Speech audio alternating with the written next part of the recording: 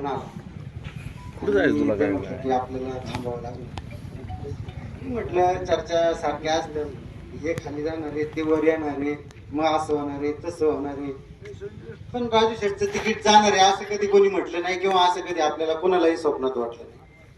मी लगेच त्यांना म्हणून गेलो. म्हटलं ठीक आहे, मग काय हरकत नाही. म्हटलं मला म्हटलं की आपलं तिकीट कापले, तर म्हटलं काय हरकत नाही, माझी काय अडचण नाही, मी उद्या थांबलो.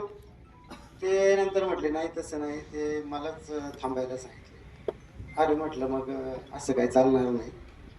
मग राजू आमचं चांगलं बोलणं झालं आणि मी स्पष्टपणे सांगितलं की पक्षाचा काय निर्णय आहे, काय आदेश आहे. आता तुमचं काय वळसे पाटील साहेबांशी बोलणं झालं मला माहीत नाही, पण मी जी उमेदवारी घेतली ती आदरणीय गावडे साहेबांमुळे घेतली.